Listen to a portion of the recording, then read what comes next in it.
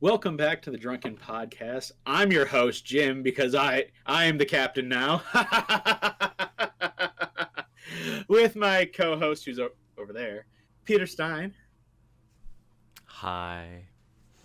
You can find Peter Stein every Tuesday at, 8 Eastern? Yep.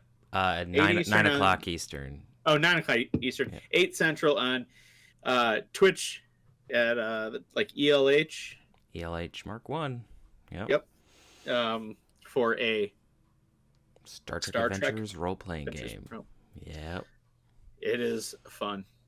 It's also fun because you get chat points and you can directly affect everything.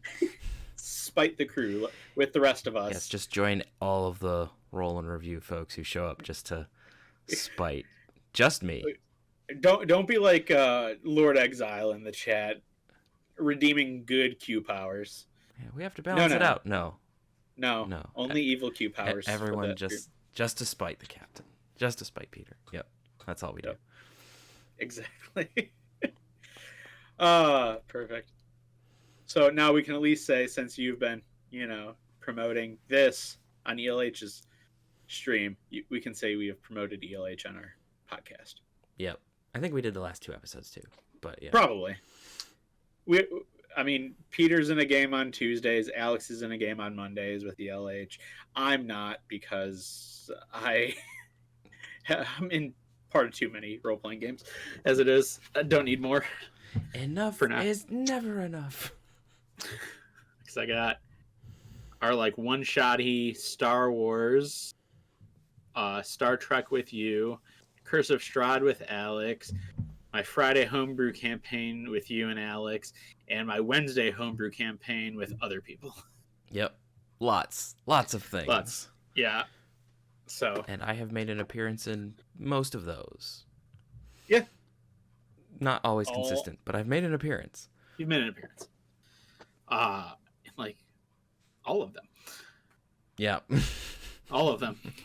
Because I needed someone to heal some people in the first 2 sessions. People were dying, and it was like, hey, Peter, let's just pretend your character is now much higher level and just showing up at a later date. All right. Cast Revivify.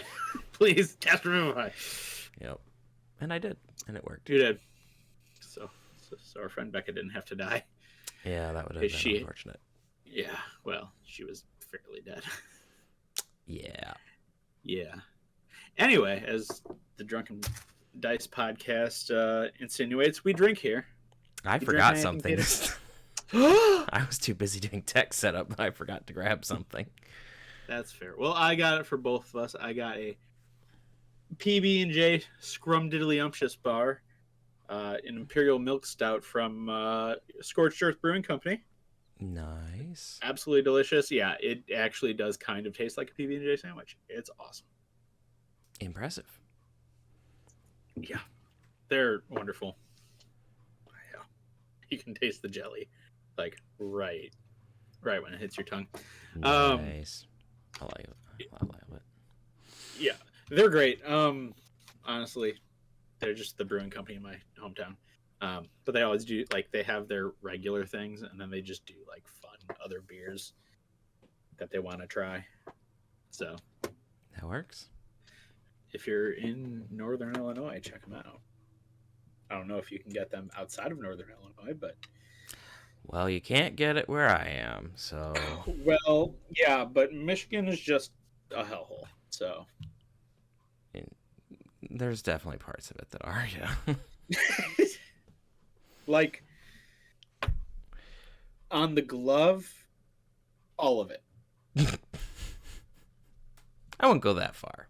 But no, the good part is the part that's up here. Which it might be on the other side. I don't remember.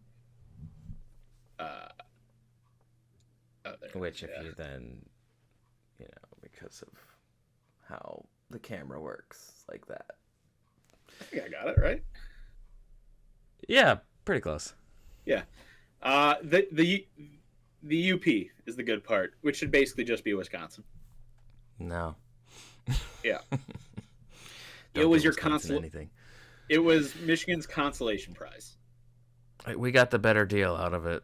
Ohio got, Toledo, which is Toledo, and we got the UP, which has very beauty. pretty things and copper mines. So, I think we got the better deal of that one. Yeah, it was still a consolation prize. And for a good portion of history, not connected. No. Mackinac Bridge is fairly new. Yeah. In the grand scheme of things, yeah. In the grand scheme of things, it's fairly new. Anyway, now that we're done, Michigan has done problems. Trashing on Michigan. Yeah. Oh, I could say more. Like all of the major thoroughfares in my city are shut down right now. So it's election season in Michigan when all the roads get shut down at the same time. I don't even want to know. We're moving on. Okay, so D&D has a lot going on now. A lot. A lot. One D&D is coming out with stuff, and I both like it and hate it. Yeah, that seems to be the general consensus. I've read some of it, and I have mixed feelings about what I've read. So, yeah. Like, it's all mixed feelings. One, it's like, it's Unearthed Arcana right now. It's playtest material, so, like, it isn't what it will be. Yeah.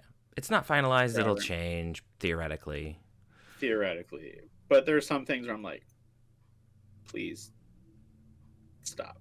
Yeah. There are some things you look at like, please don't do that. You had a good thing in 5e. Don't do that. Right. Like, 5e's not perfect, but sometimes, if it ain't broke, don't fix it. Don't touch it. Yeah. Because if you touch it, you might break it. Yeah. And then you'll try to fix it and break it more. Yeah. And I know sometimes the idea is, like, at least what I've been hearing people talk about is, simplify to make it easier for people to use it. Like, make it the one system that everyone can use. Okay, fine. 5e is pretty simplified as it is when you compare it to, like, older systems. Yeah, 5e is incredibly simplified. Yeah, like, I haven't even dealt with the disaster that was, what was it? 4. So, and maybe you could consider 3 because 3 had a lot of math. So 4 had a lot of math. 4 had a lot, but like 3 had issues, had major issues, and then like Pathfinder came out and trying to fix it. After Dungeons and Dragons had tried to fix it by creating like 3.5. Yep. Bringing it all, which was good. 3.5 is good. I like 3.5.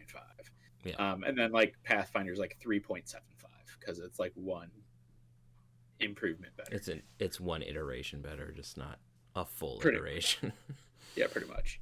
But it's all still based on like the same general rules. Same core mechanics. Yeah. 4 had a lot of math. Yeah. So like 4 would work super. I don't know if Alex talked about it last time, but 4 would work. I think would be awesome for a video game. I don't think he mentioned it, but yeah. I mean, the computer can crunch all the math, so exactly. Like that's the thing. Like with all of that stuff, I think 4 would be the more ideal system to turn into a video game as opposed to like 5, which is simple, so there's less programming involved, but like it's a little like because it's simple, like, and 4 tends to be more tactical. The more tactical it would work better with the like combat on video games since the computer can do the math for you. Yeah, and do it way faster than you can. Oh yeah. So yeah, no, I could see how that could be helpful, or at least interesting. But yeah, but they're doing One D&D now, which seems to be trying to simplify 5e even, and that to me that just seems like, I mean, it seems like a fool's errand. Like it's unnecessary. Yeah. I mean, like it's kind of simplifying it, but also more of like just wanting it to be like,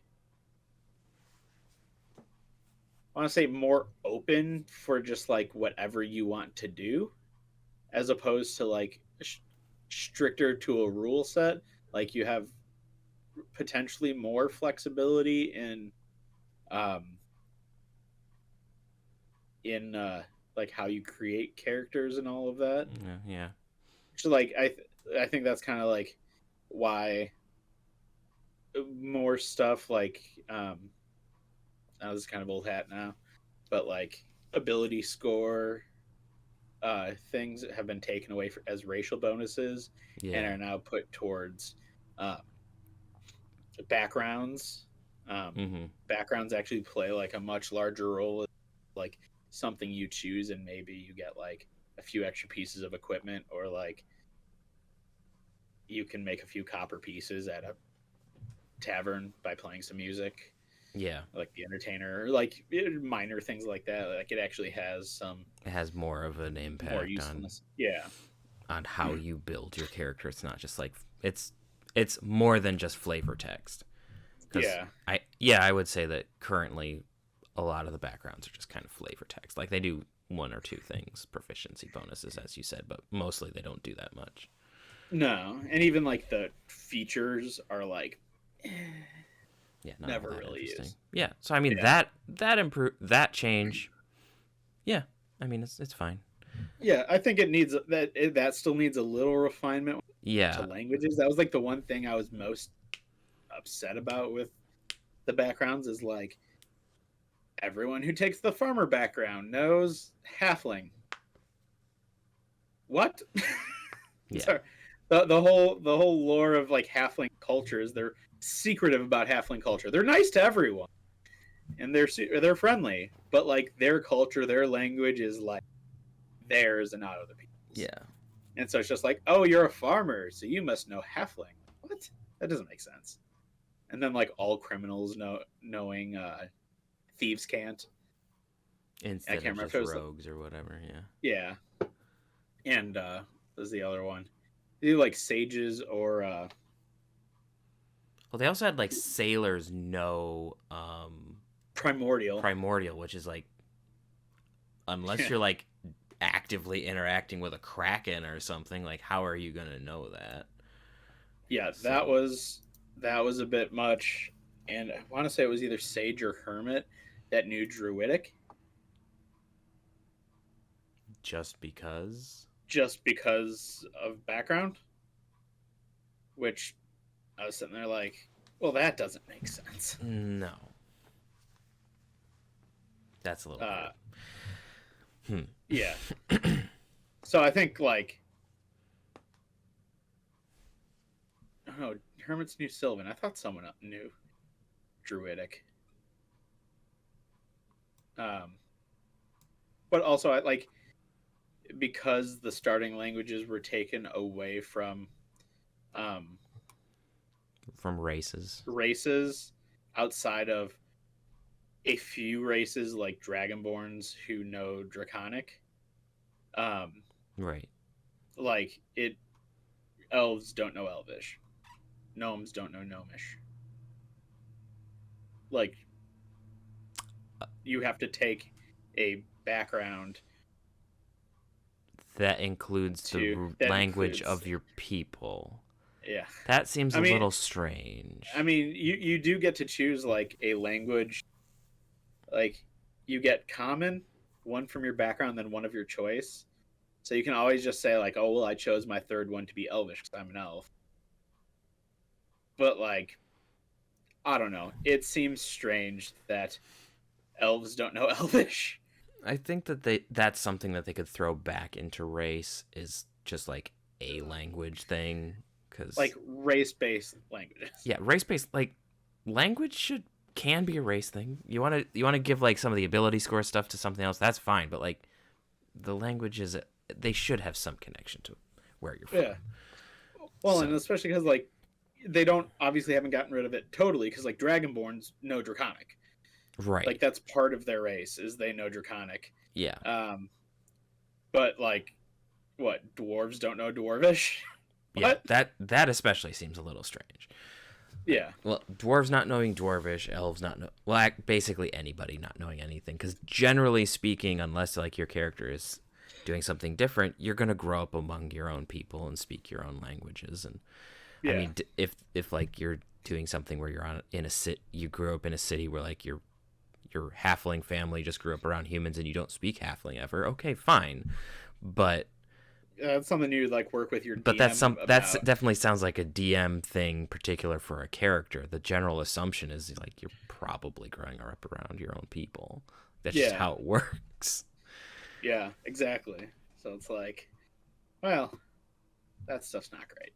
Yeah, it's a little bit of an oversight. Maybe that'll change. Who knows? Yeah, I hope so. We can only hope. I hope so, because it doesn't seem like race should have some bearing on something. It should. It shouldn't just be flavor text. I mean, it's not just flavor text. Like, no, I know it has something, but like taking it away where it doesn't really do a whole lot is just a little weird. Yeah, like it's just I just don't get like everything else I'm cool with the race, but I'm just like, but why can't dwarves just know Dwarvish? Yeah. And elves Elvish. And gnomes Gnomish. Like why? Come on. Like it just makes sense. Just put it back in there. Just leave that there. Leave that alone, please. And that wasn't broken. Leave that alone. Right. So. Yeah, that is what that is. But the new stuff that just came out is kind of interesting. So they did break down classes a little bit more. Oh. So they didn't add any. Well, that's good. Okay, fine. I mean, there are classes from, or at least subclasses from other editions that I know people have wanted to come back. But well, that'll happen over time. Probably, but they categorize the classes now. So there are 4 categories of class. Okay, so experts. it's not just martial and spellcasters anymore. No, so I mean, so there are experts, mages, priests, and warriors. Okay.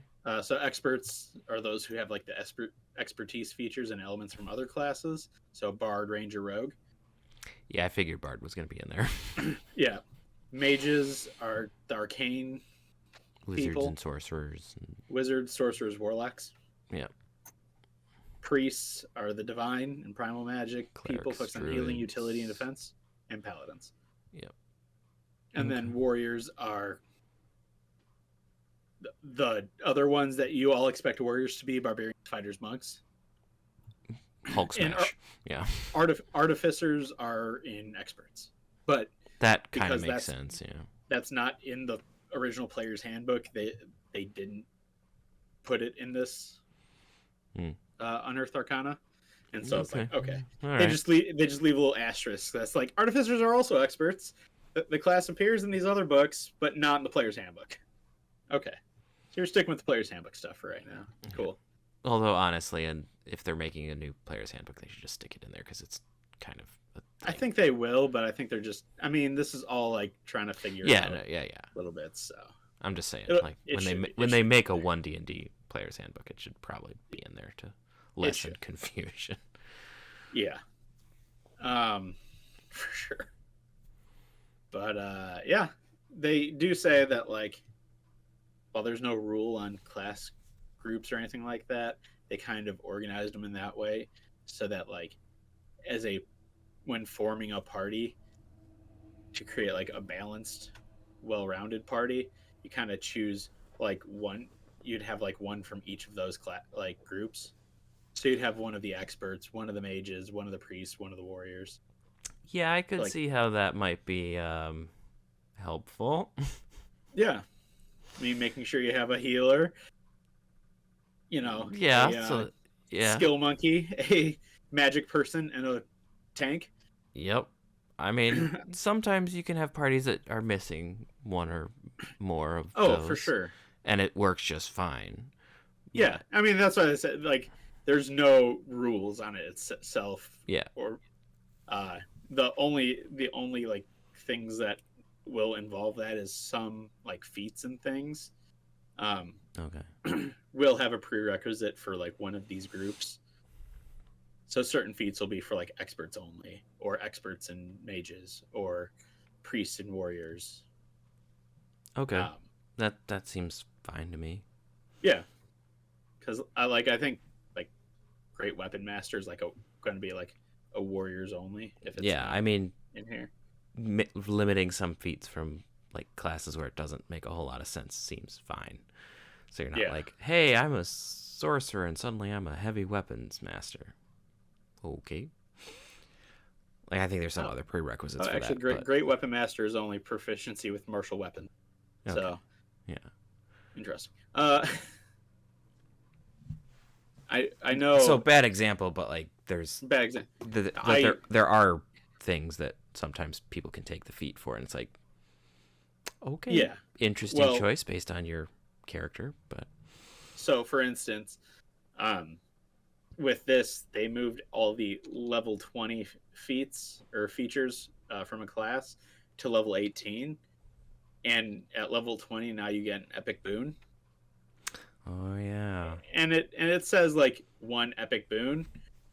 Like for instance, rogues, it says the boon of undetectability, but then it also follows up with like or any other boon that you can take. Which, I mean, it's level 20. Most people don't get there. The game's pretty broken by that point anyway.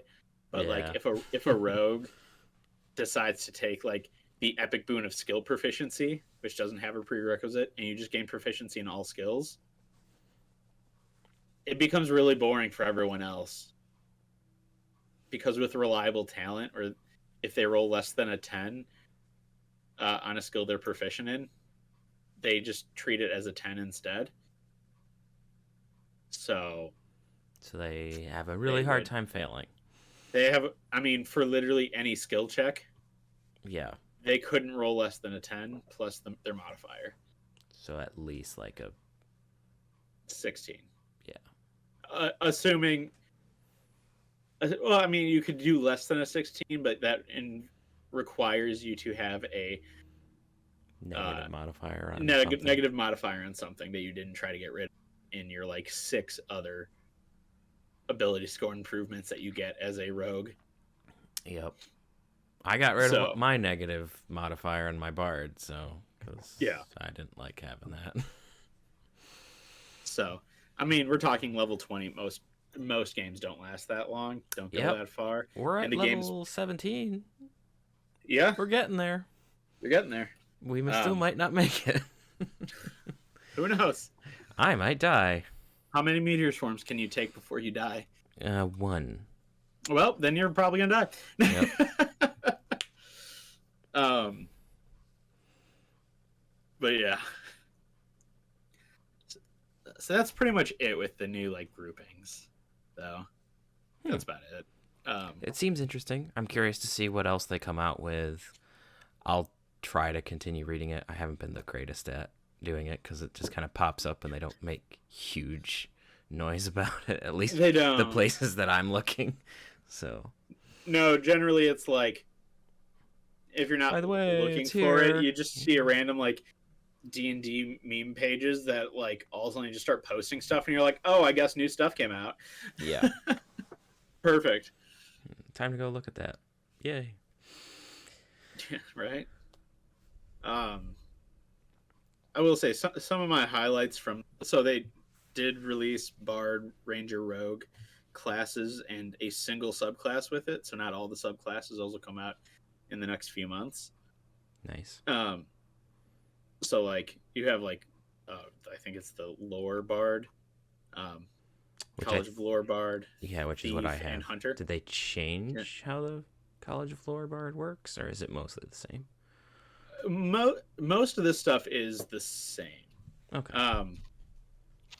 Like I was looking through things and it was like, for instance, like the Rogue, you still get like Cunning Action at 2, Uncanny Dodge at 5, Evasion at 9, Reliable Talent at 11, Slippery Mind at 15, But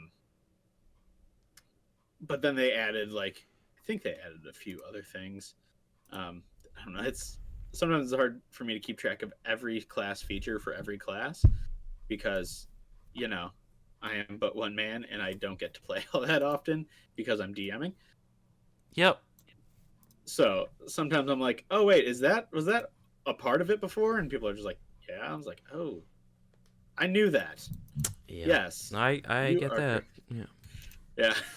Sometimes when you DM, you're just like, oh wait, that's a rule for your character? Oh, so it is. All right. I totally knew that. Moving on. Yeah, it's like, tell me what that says again. What's the wording on that?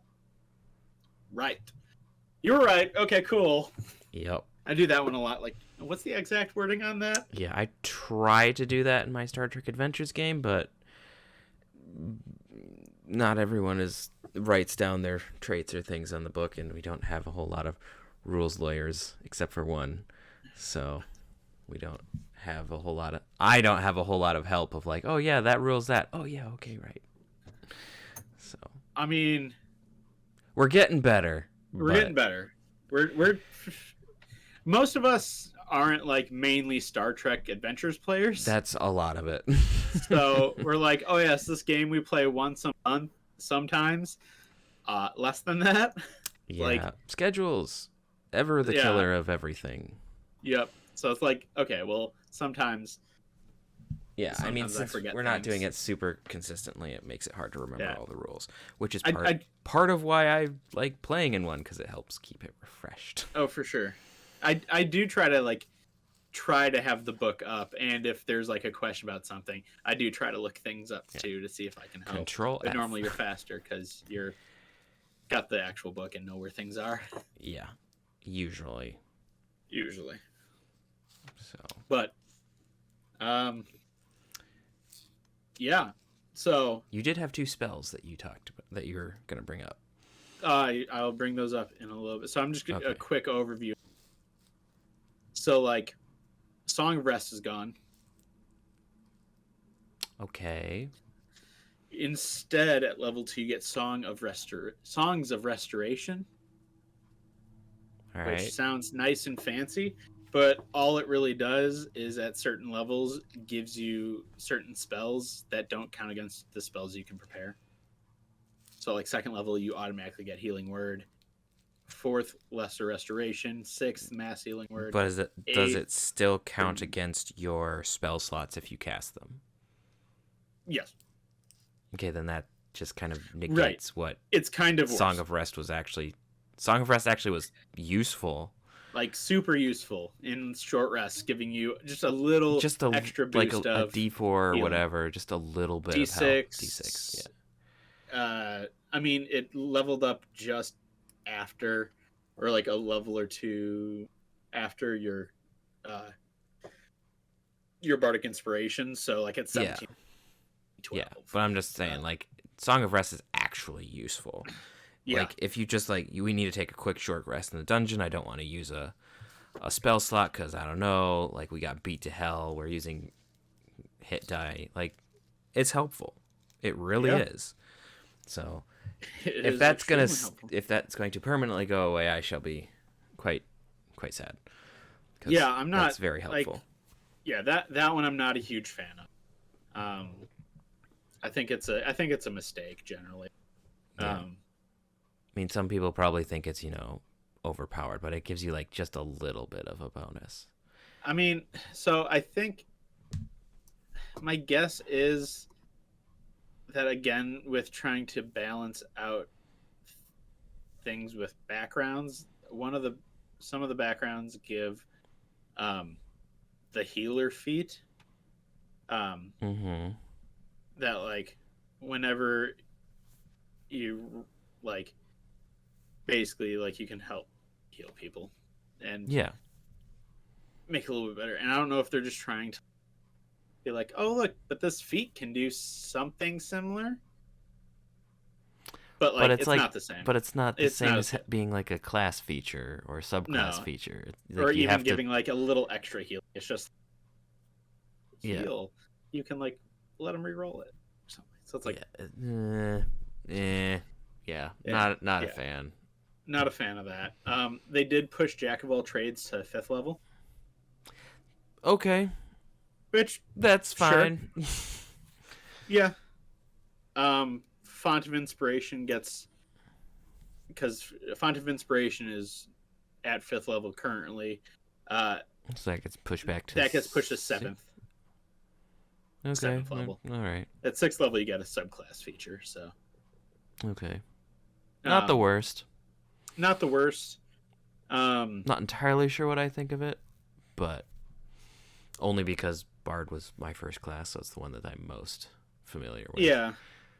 I mean, Counter Charm is gone, although I think some of that may have been brought into...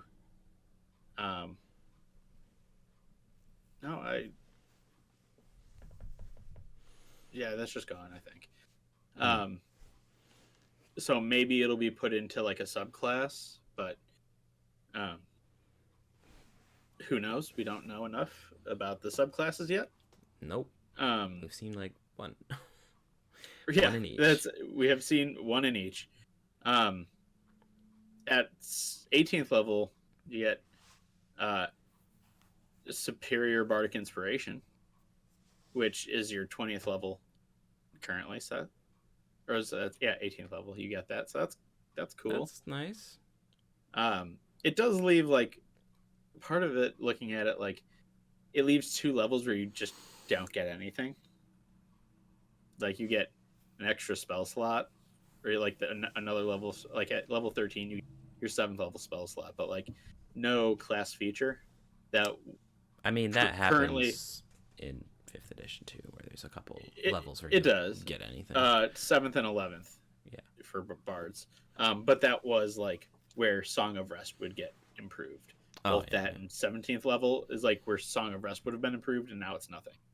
So it's like, okay. Magical secrets are pushed around a little bit, so like instead of at 10th level, it's at 11th. Okay, it just kind of seems arbitrary. A little bit, because like expertise that you also get at 10th level is now on 9th. It's okay. They just shifted things around a little bit, I guess. Like, let's not put as much on 10. Okay. Yeah. I don't know. I don't know why. They do. They give a. They give a recommended spell list for bards, and I'm like, this is kind of ridiculous. Oh, so boy. Like, first level, they're like, first level, you should take Prestidigitation and Vicious Mockery. Okay. Right. Also, Color Spray and Disguise Self.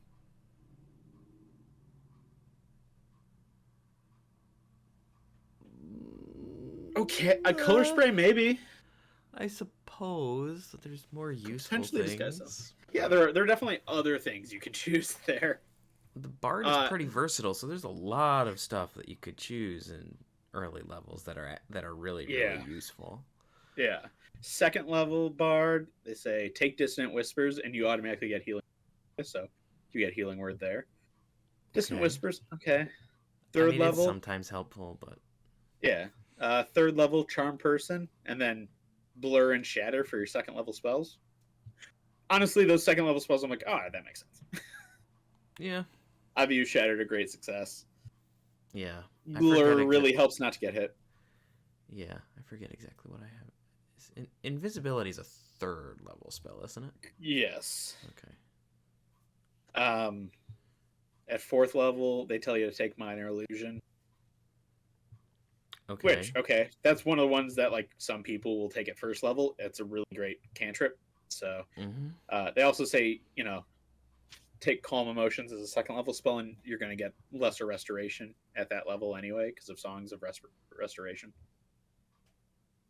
So, Calm Emotions, okay. Again, it really depends on what kind of Bard you're trying to build. Yeah. So, because like my Bard, that wouldn't really work for him. No. At all. 5th level, they say take Haste. And Haste? Okay, cool. Yep. Like, yeah. Tongues, depends on the campaign. Tongues, maybe not. Yeah. Or depending on the party too, if the party has a wide variety of languages, then yeah, if like your party covers most of the major languages, then I wouldn't worry about it. But right. 6th level major image mass, and then you get mass healing word for your 3rd level spells. Okay, I mean major image is good, but I would probably there are a pick lot of something 3rd else. level. But Yeah, especially with 3rd level like invisibility or we already had haste, but yeah, like something like that, because invisibility is, at least in our campaign, has been exceptionally useful. It is exceptionally useful. 7th level, they say take compulsion. Okay. Okay. 8th level, you get freedom of movement, and then greater invisibility. And honestly, that's a good choice, because you can still attack and remain invisible with greater. That's a good choice. That's a solid choice. I have loved that since playing Celeste. Because yes, we use that to great effect yesterday. We used that to great effect last night. So, heck yeah. 9th level, they tell you to take polymorph and seeming. And what? Seeming. So you can make people look just like something. So it's like disguise self, but on somebody else. But better. And better, but on somebody else. Okay. All right. Yeah. I mean, again, depends on the campaign. Yep. 10th level, they're like, this is when you should take message. Okay. If you manage level 10 without message, I think you can go on without message. Yeah, I don't have message. But also, message is a good spell, so like a cantrip spell. So, all right. Yeah. I mean, if you want, if you think you need it, get it early. It's useful. Yeah. But I mean, I would. Yeah, I don't know. Actually, no, I do have message. I've used that a couple times. You've used it, yeah. You also get greater restoration. Then they tell you to take legend lore. Okay. 11th and 12th level bard. They're just like, take Otto's irresistible dance. Okay. I mean, that's your 6th level. I would probably pick something else, but yeah, probably. I mean, it works. It works. It's not a bad spell, but 13th and 14th, they tell you to take etherealness. That one kind of makes sense. Kind of, but not totally. It's helpful for a great many things. Yeah. 15th and 16th level, they say power word stun. Okay. Yeah. All right. And then for your 17th level, 9th level, they just say power word kill. All right. I mean, sure. Okay, yeah. I might pick something else just because, at that point, I probably got other people who are going to grab that instead. So, And also, power word kill, I don't know.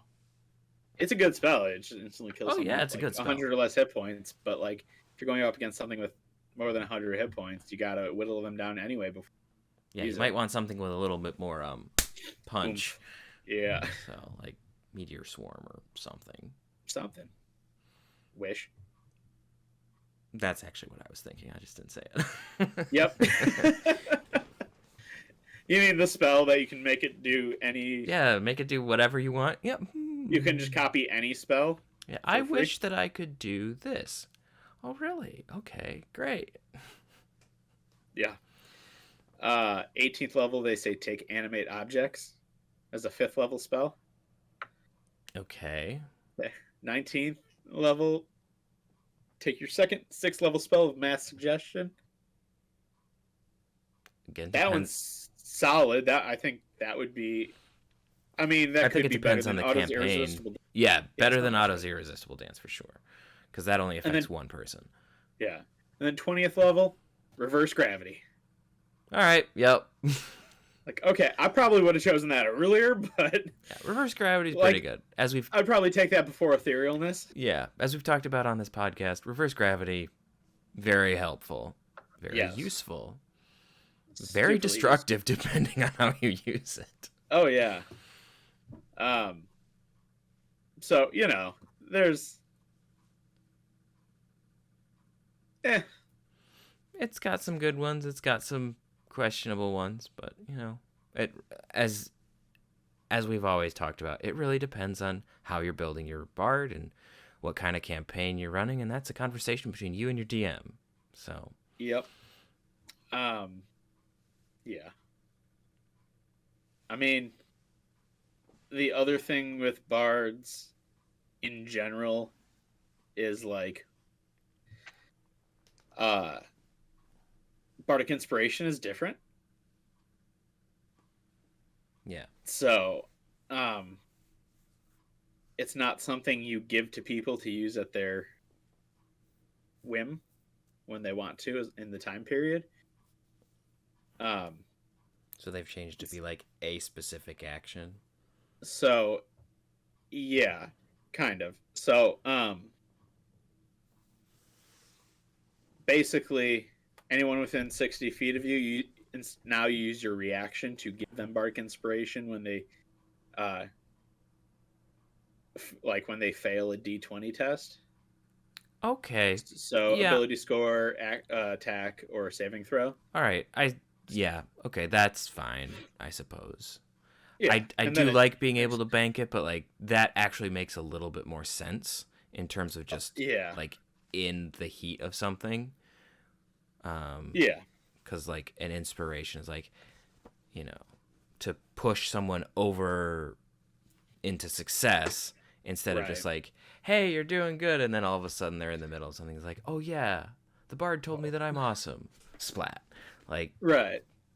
so, and then turning it into a reaction. Okay, yeah, instead of a bonus action. Yeah. It can go both So ways. I kind of like that because it can be more targeted towards a specific thing. yeah, and So, then also like I think it does get rid of the times when people just kind of like lose bardic yeah, it just inspirations sits there. because like it sits there and there's never really a time that you need it, and then the 10 minutes or whatever's up, and then it's like, well, it's gone. Yeah. Or because like you're in the middle of something, it's like I'm going to inspire that character because I think they'll need it, and then you're through that entire combat session and that character never used it. Like, Yeah. great. So yeah, so I think I actually like that change. Yeah. I like that. I think that's better for bardic inspiration. Mm-hmm. Also, now you can with healing. So immediately after another creature within 60 feet of you that you can see or hear takes damage, you can use your reaction to give them bardic inspiration to restore a number of hit points to that creature Oh, equal to the number rolled. that's helpful. I Yeah. like that.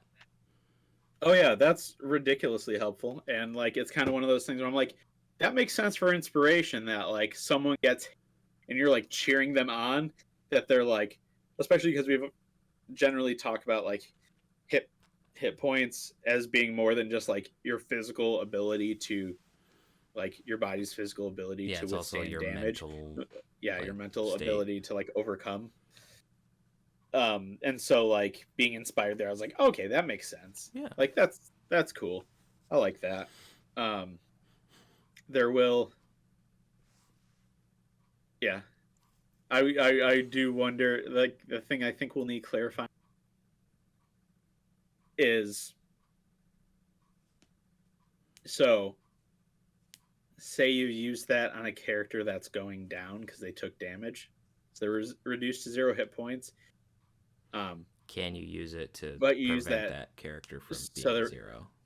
right, or at least coming back up. Do they go to 0, go down, and then are brought back? Which would then like Are they still also prone or prone? Do they lose concentration on their spells?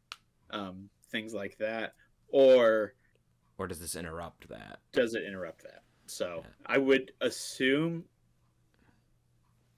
that it would not interrupt that, but they would go down and then come back because it's immediately after the creature takes damage. So the damage happens and then you restore damage, as opposed to like in a Star Wars Edge of the Empire kind of a soak value. Yeah. Um, so that's how it reads to me, but I would guess there's going to be lots of confusion Yeah. once playing, like people are playing with it, and that'll probably need some clarification. Mm-hmm. So Yeah. that would be my guess there. But otherwise, I think Bardic Inspiration is pretty good with that. Mm-hmm. Like I think it's generally positive. Yeah, that seems to be generally a pretty good overhaul for that. I mean, Yeah. it's not an overhaul. It's just kind of tweaks more. Yeah, it's just a tweak. Now, I will say, when it comes to College of Lore, like cutting words, I think is basically the same. But now you get also like cunning inspiration. So, like when a creature rolls a bardic inspiration die, that creature can dice and use the higher of the two rolls. So basically, advantage. And that's like your 6th level skill, as opposed to what was it? Oh, additional magic secrets. So you get that instead. Because College of Lore doesn't get you additional magic secrets anymore, which I think should probably change. Yeah, because that's kind of one of the major draws of the College of Lore. Yeah. Like you get cutting words, additional magic secrets, and peerless skills. Yeah. You still get peerless skills at 14. So that's pretty much, I think, the same. And then at level 10, instead of more magic secrets, or actually at level 10 you don't get anything for your subclass now, but you will get improved cutting words. So whenever you use cutting words, you can deal psychic damage to a creature equal to the number rolled on the bardic inspiration plus your charisma modifier. So not only are you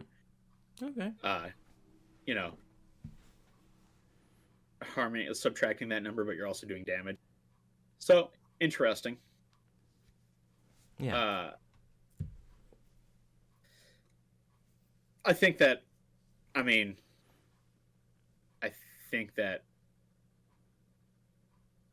you could probably like I like the new cutting words, and I like cunning inspiration. But I don't think cunning inspiration makes more. You could probably put that to another one and bring back like at least one magical secret. Yeah. To the College of Lore or something like that. Like I think that would be better. However, I do like the trait. Now moving on to Ranger, because I love Rangers. I know some people don't. I haven't used one, so I don't have an opinion. I liked the Hunter because I played as one of them early before Gloomstalker and all that came out. Gloomstalker's really good. The updated Beastmaster is good, not the original. But I think they took away some of the uniqueness of Ranger by reducing the number of choices you make with your Ranger class. So you no longer have like favored enemy or terrain like you used to. Okay. So that just doesn't exist. Gone. Just gone. At first level, you do get a feature called favored enemy, but it's nothing like favored enemy from before. Interesting. However, it's also not a bad feature. I like the feature, but I don't like that it's in replacing favored enemy and that there's no favored terrain along with it. Okay. Because this favored enemy, you always have Hunter's Mark prepared, and it doesn't count against the number of spells you can prepare. So okay, all right. No worrying about having to take Hunter's Mark.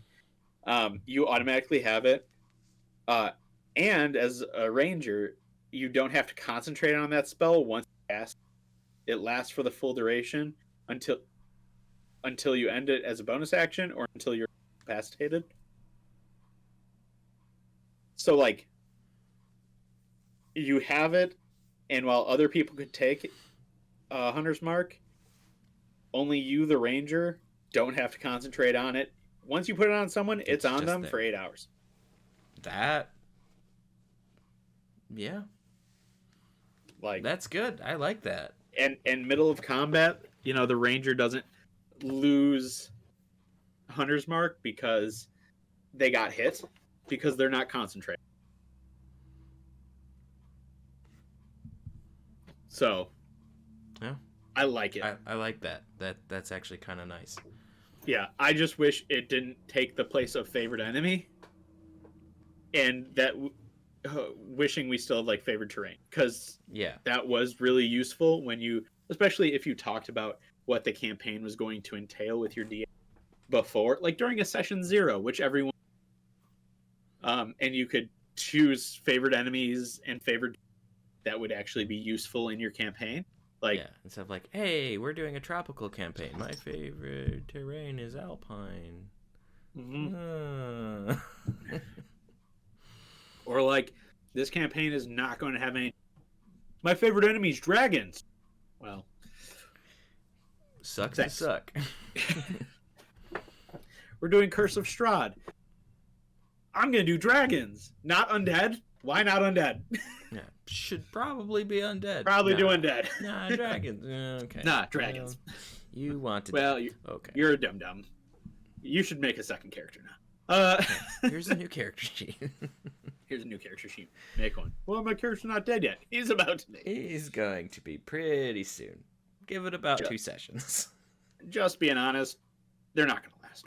Yeah. Haven't had that happen yet, but it seems funny. Yeah. What are some of the other new things? Oh, roving. 7th level, their speed increases by 10 feet while they aren't wearing heavy armor. And they also have climb and swim speed equal to their speed. Oh, okay. All right. Which they also specify that like swim speed, like swimming, while previously it was like an athletics check, now it's just like difficult terrain. So you could, that's everyone actually can kind of nice, yeah. Swim, but it just takes twice as long to go. Yeah, but then they add the ranger and they can, it's yeah, the same. Nice. That's nice.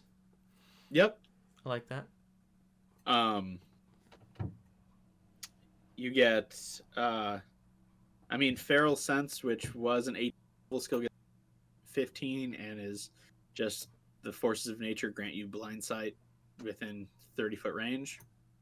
That's cool. Mm-hmm.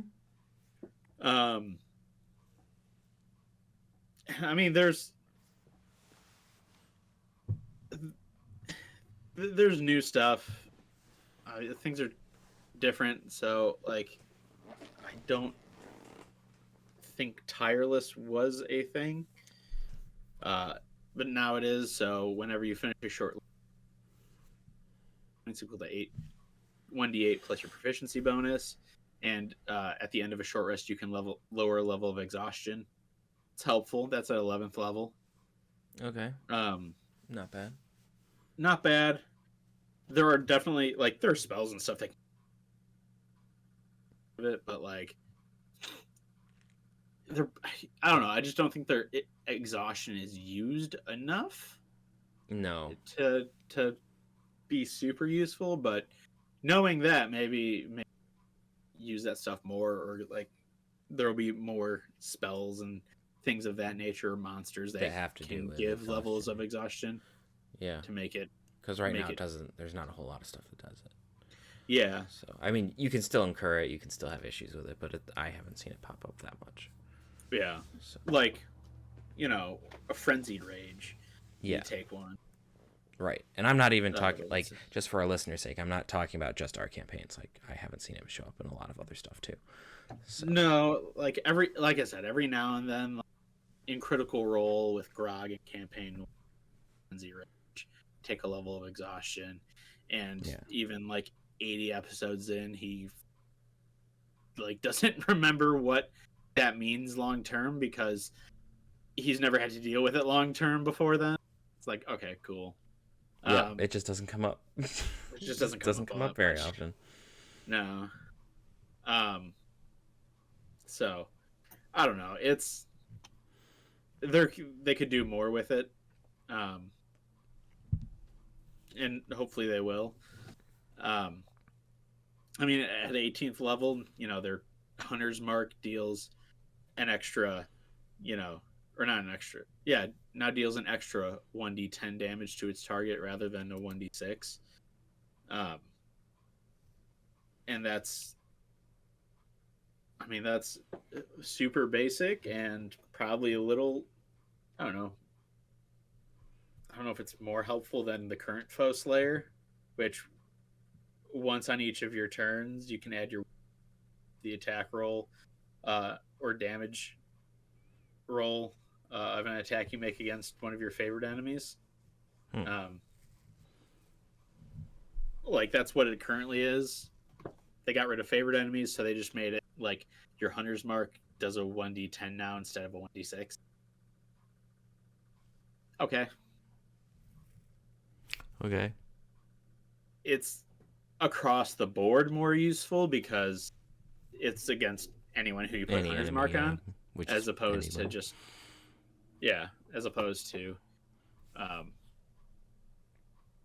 like just your favorite enemy, but just undead or just whatever.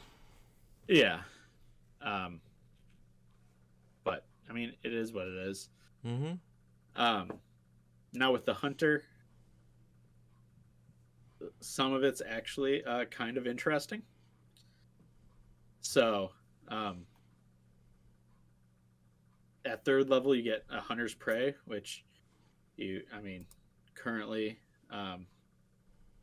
it allows you to choose like one of 3 options: Colossus Slayer, Giant Killer, or Horde Breaker.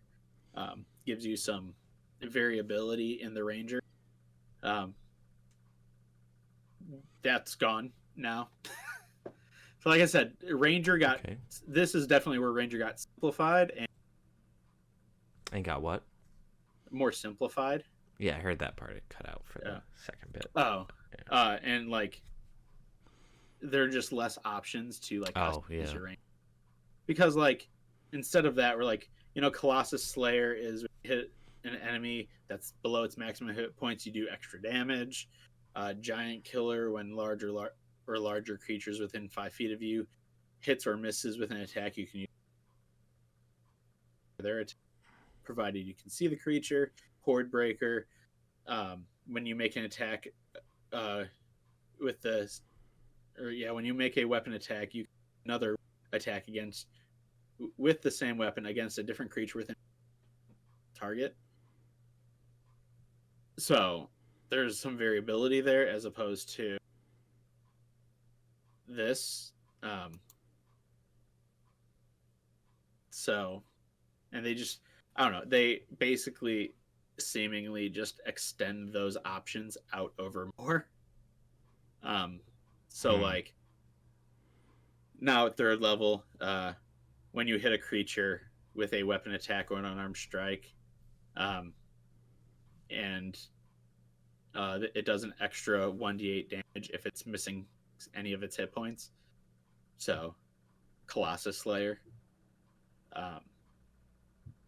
And then actually at 10th level, or not 10th level, at 14th level for Superior Hunter's Defense, which was also another time where you could gain one of the following features that get.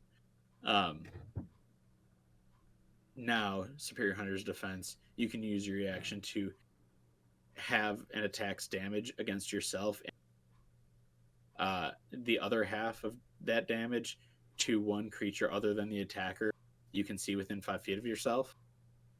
Interesting. So you're saying I'm only going to take half damage. It's going to. So it's I would call that somewhat of a variation on like the Horde Breaker, but altered for a higher level. So I don't know. I don't think it's as good. Multi-attack at 10th level. Again, it was another time when a ranger had options on how they wanted to build out their character, Yeah. either with volley or whirlwind attack. And now you just always have conjure barrage prepared. Okay. And that's about it. You always have that prepared. It's the 3rd level spell. You're going to use you still have to use your spell slots to use it. Oh. However, if you have a lower level spell slot, so if you don't have 3rd level, you can actually cast it at 1st or 2nd level instead of 3rd. You just reduce the amount of damage by 1d8 for each spell slot below 3rd. I don't think that's nearly as good as being able to choose a volley or whirlwind attack. No, but it is interesting because we haven't heard of being able to downcast something before. No, it's like not at all. So it's interesting, but it's like a long ranger, every time that ranger is like, you have a choice between enemies or like features or anything like that, they just went, no. You can have this. Yeah, choice? What Sometimes is this it's choice? cool, but like multi-attack, I think it's worse because, you know, like the 2 choices you get are volley and whirlwind attack. Volley, you can use your action to make a ranged attack against any number of creatures within 10 feet of a see with. You must have ammunition for each target, and you must make a separate attack roll for each. But like, if you choose a big horde coming at you, you're just, Legolas going down the stairs, just think. Like, that's awesome. That's a great, like, and that's an 11th level. Fun. Right. And whirlwind attack, if you're more of a like melee ranger, you can use your action to make a melee attack, making a separate attack roll for each. Like, those are 2 basically the same type of thing, but depending on how you're building out your ranger, if you're trying to make Aragorn ranger, you're taking whirlwind attack. Mm-hmm. So you're being more of a melee person. If you're trying to be more Legolas, you're taking volley. Like, you have options on how to build out your character. It's just now like, you have Conjure Barrage now. Yeah, they're limiting it, which is silly. Because not all rangers want to be, Mr. Bow and Arrow. Right. They want to have a little bit more melee versatility, but oh well. Yeah. And I also generally, like, I'm disliking generally any of these class features that aren't actually class features. They're just like, take another spell. Yeah, here's a feat, basically. Because you already have to manage your, like, spell slots. And just giving me another spell isn't helping with that. I could take Conjure Barrage if... Yeah. Give me something more interesting, an actual ability. Yeah. So that does seem to be something that they're kind of taking away, as some of those like just abilities that are with classes or subclasses, and that seems to be a mistake.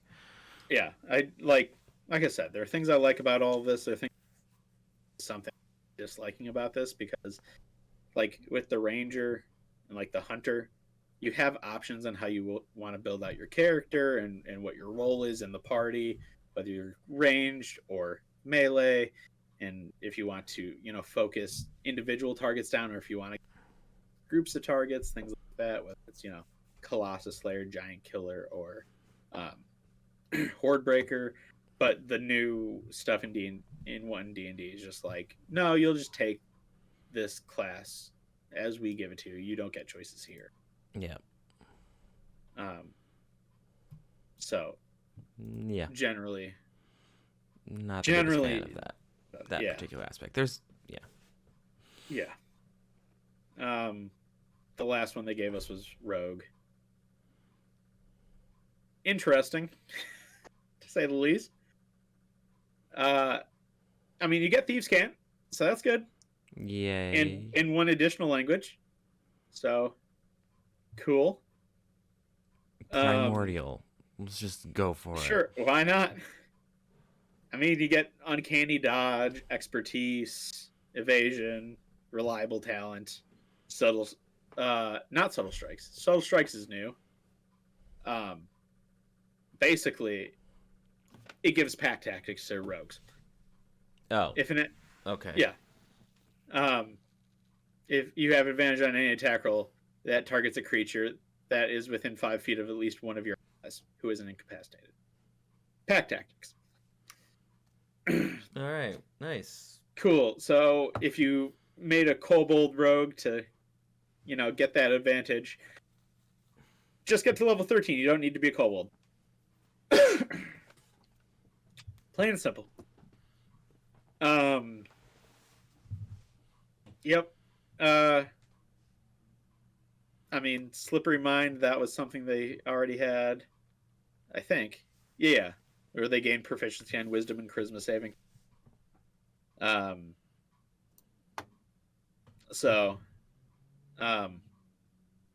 Elusive, you get a level earlier. Basically, no attack can have advantage on you. Stroke of Luck, same exact thing. Once per short or long rest. If you fail a D20 test, you can turn that roll into a 20. Happy birthday. I will say nothing in. So they give us the Thief, which you get fast hands, second story work, which more or less are the same. So that's fine. Supreme Sneak, which you get earlier. That's about it.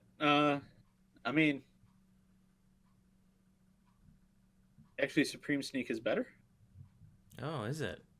Yeah, you get it 3 levels earlier, and it's kind of better. So Supreme Sneak, you have advantage on dexterity stealth checks, as long as you aren't wearing medium or heavy armor, which was not in the original Supreme Sneak.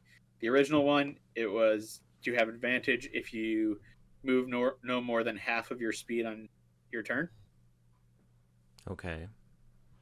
So you can go full 30 feet in the new one. You just can't be wearing medium or heavy armor. Most rogues aren't wearing anyway. As opposed to the old one where you had to actually slow down to use it. Okay. All right. Fine. You use magical device. So you get it earlier. And I kind of think it's better. So the original one is you learned enough about the workings of magic that you can improvise the use of items that aren't intended for you. You can ignore all class, race, and level requirements of magic items. That's the original one at level 13. Okay. At level 10, though, for the new one, you can now attune to 4 magic items instead of 3. Oh. So again, another thing that, attunement is kind of meant to hold back the building up of ridiculous magical items, and they're just like, but the Thief Rogue can have another one. I think the only one that currently has something like that is Artificer. I think they get an extra one in 5th edition. Yeah. But that makes sense. Not a Thief Rogue. Yeah, you steal enough stuff that you can just attune to it because you're around it enough. Yeah, I guess so. But oh wait, there's more. Of course there is.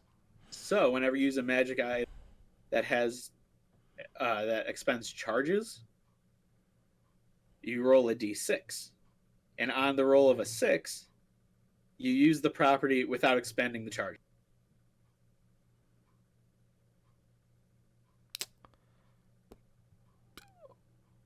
Okay. Not sure why really Rogue would get this. No, I I don't know. It almost seems like, I don't know. It seems like something that like maybe they were like, nobody likes Arcane Trickster anyway. We're gonna make the thief a little more arcane so that we cannot deal with that. But but probably not.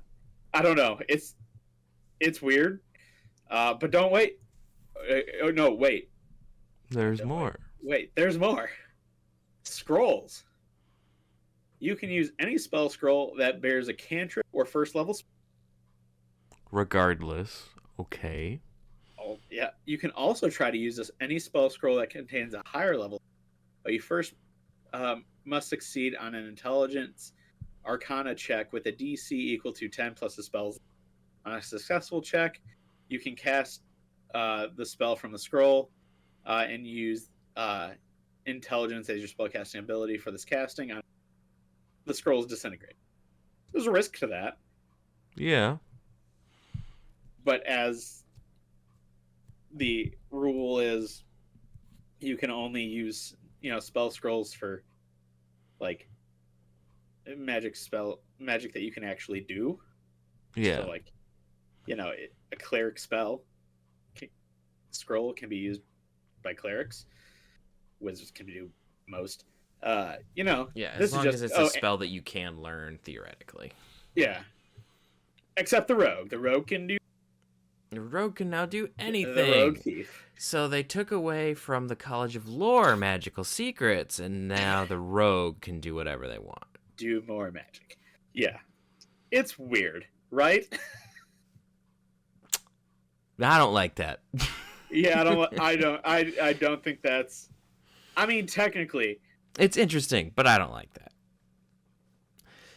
that. Mostly in connection with having taken away that from the bard. I mean, they kind of took away the ability to like use any magical object in regardless of class, race, or level requirements. So that's not in use magic devices. So okay, but also like I don't know.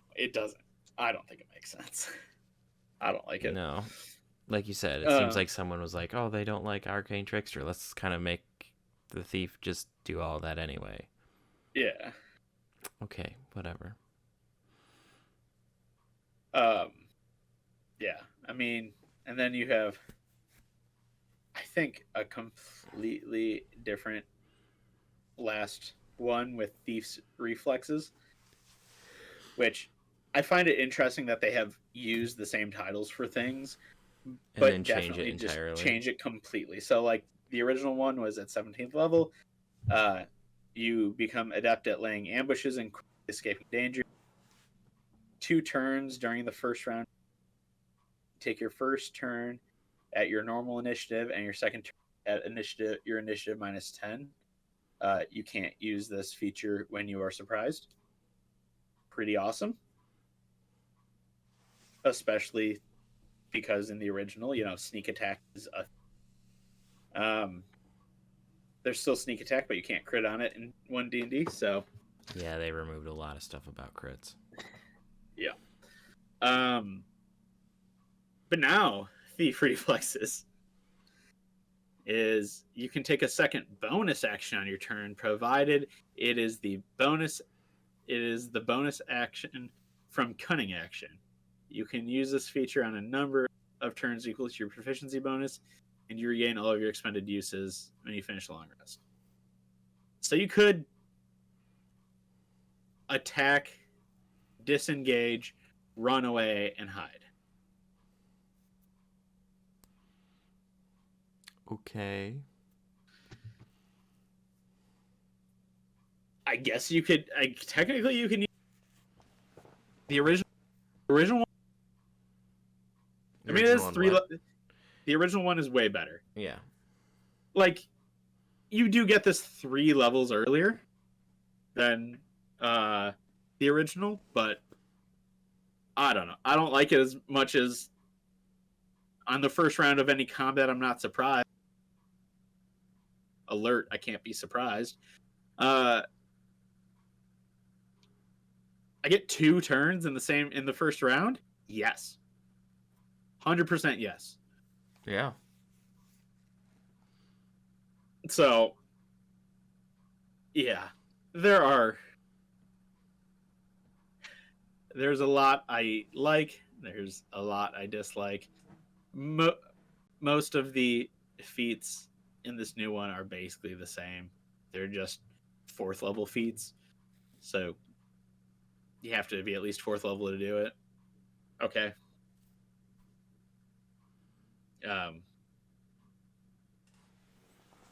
Yeah, I don't. The two other things I want to talk about from One D&D, at least today, Yeah. the There'll two be more spells that were later. changed. There'll always be more. It's the two spells. Yeah. Bark Skin and Guidance. Yeah.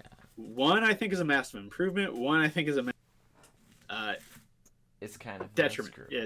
It sucks. Bark Skin, I love it way more than I like current Bark Skin. The current Bark Skin is an action. You touch someone and concentrating up to an hour, their AC is 16, regardless of what armor they're wearing. It's 16. This Bark Skin is a bonus action. Everything else is the same. Touch, all the components, duration, including concentration. But now it gives temporary hit points equal to your spellcasting ability modifier plus your proficiency bonus, and you can upcast it to do multiple people. Way more useful. Yeah, that is. And Way at the start of useful. the target's turn, they regain those hit points, those temporary hit points. Like, that is way more useful, especially at higher level campaigns where like a 16 AC isn't that high. Mm-mm. Like, with basic armor, most people are going to get there. Yeah. Even my squishy bard is at like a 19 right now. So. Yeah. So, like, that's not helpful long term, but this Spark Skin is actually fairly helpful long term. Mm-hmm. So I like it. I want to use that now, but it's not 5th edition. Nope. So I won't. Or enemies will, because I'm a DM. And I'll just make them have cool things that you can't have. And we'll all die. Yep. Okay. Hopefully. Guidance is the other one. Mm-hmm. Yeah, It was, that's one. I mean, its cantrip was an action, and like within a minute, someone gets to add a D4 to an ability check. The change I like about it is they made it a yeah, it's a reaction as opposed to an action. Yeah, which is nice. So, which is nice. Yeah. It makes more sense that way if you're wanting to use it in situations where like in role-playing situations or like out combat or even in combat where like you're quickly trying to give them guidance as opposed to being here and let me give you some guidance. It's like, oh no, guidance. And you got some range on it now. Instead of touch, it's 30 feet, so you have a little flexibility there. However, new change: once a creature rolls the die for the spell, they can't benefit from the spell again until they finish a long rest. So you're getting 3-4 uses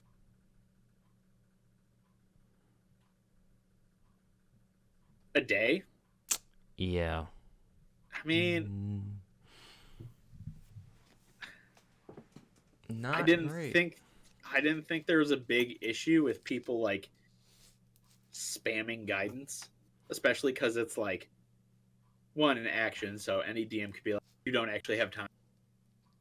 Or, I mean, as it is currently, you're not within 5 feet of them. You don't have a chance to touch them as they're doing this thing.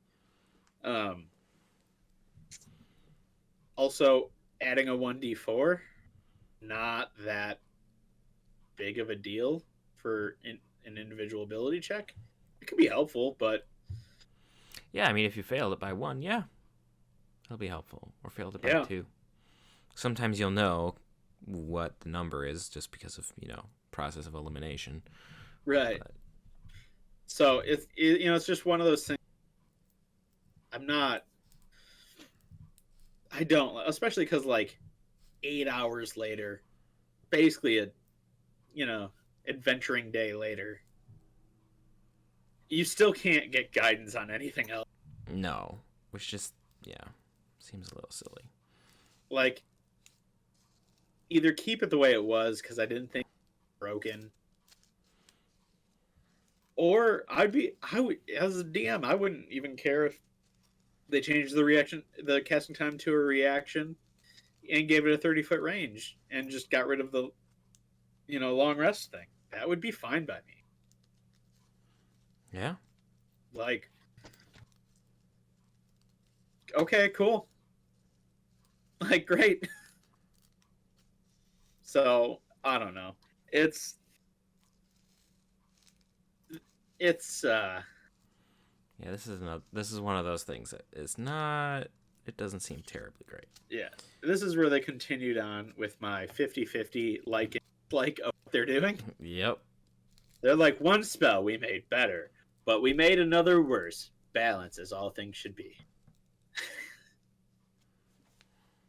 They're Thanos. Yeah, I can't balance this. It's round.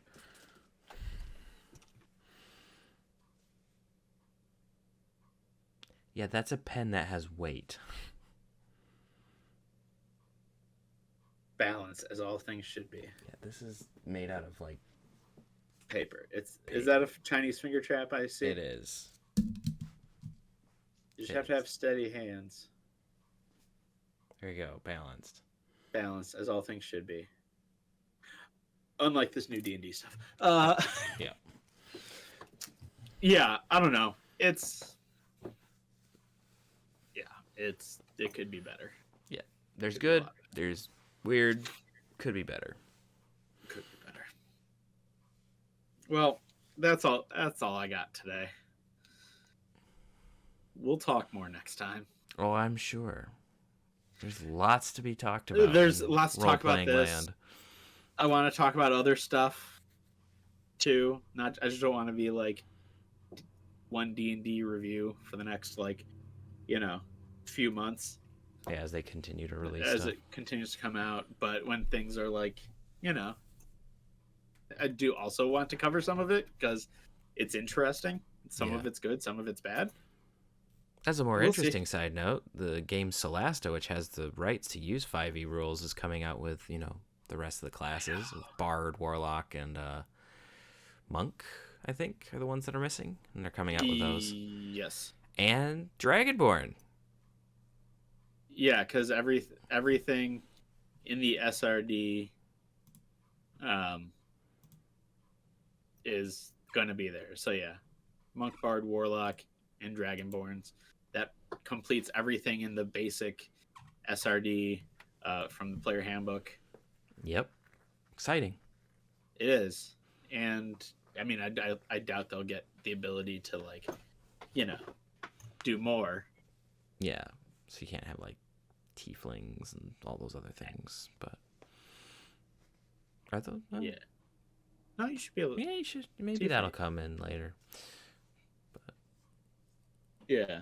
But no, Azamar. Right, yeah, no. Yeah. Azamar or bears, goblins, yeah, kobolds, any of the more extreme species. Yeah. Warforged, anything like that. Yeah. As entertaining as that would be. But yeah. It would be. Honestly, with how Solasta, I think it would be great if Wizards of the Coast was we'll just pay you to make more of these games. And we'll give you access to more of the stuff. More of the stuff. Yeah. Because it's great. Fantastic. It's written well. It's funny. I like it better than Baldur's Gate 3. Yeah, kind of. I mean, the animations and stuff in Baldur's Gate 3 is a little bit cleaner in terms of their cutscenes, but outside of that. Well, of course. Larian Studios is like has They more have than lots 100 of, employees. yeah, they have lots of people working on it. Tactical Adventures has 11. Yep. Like, I don't know. I love third party games. I love these like small companies making stuff. And when they made a better UI than Baldur's Gate 3. Yep, they did. Baldur's Gate 3 has gotten better. Oh yeah, it has improved drastically since first release. But I still like Celasta's better. Yep. It's a little bit more intuitive, I think. Then it kind of like just, I mean, it tells you what type of action each thing does. Yeah, right? That's also like color codes it. Like, oh, this is your main action. These are your bonus actions. This is additional things. This is like your cunning action. This is your other thing that you could do. It's like, oh, okay, cool. Yeah. This is the movement for your spell that can move on its own, like Flaming Sphere or Spiritual Weapon or whatever. Yep. Yeah, it's better. It's just better. Yeah. And there's going to be more of it on November 14th. So it's going to be cool. Definitely going to be playing some of that.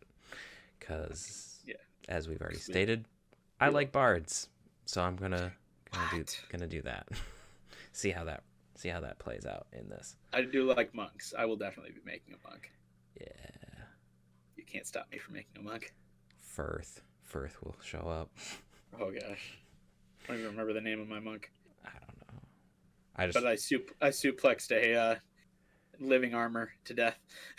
Nice. My DM let me do it because I unarmed attacked it for its final, and so I was like, "Can I just like suplex it?" Sure. Yep. I didn't do anything so crazy with my monk, but I enjoyed using him. Oh yeah. All right. Well, I think that's where we'll wrap this for tonight. Thank you all for stopping by. Tell us what you think of the wonderful One D&D stuff. I'm sure you can tell I'm using more y'alls recently because I'm trying to get used to living in Kentucky again. Yeah. And if you're in the Lexington area in January, we are opening a comic and game shop. So with us, 2 blocks off UK's campus. Yeah. Like South Broadway. I for sure have the address somewhere. Yeah, he'll be there. I don't remember it off the top of my head. I'll be there. Well, Peter's going to get kidnapped, so he'll be there against his will.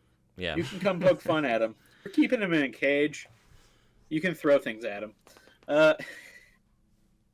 It'll be fun. Yeah, like the old medieval town squares, Exactly. Yeah. Complimentary tomatoes. Oh yeah. So yeah, I mean, my beer, wonderful. My O2 was great. Wonderful. I'm still alive, so. You are, unfortunately. I mean, fortunately. All right. Well, we'll see you all next time. Yeah. Later.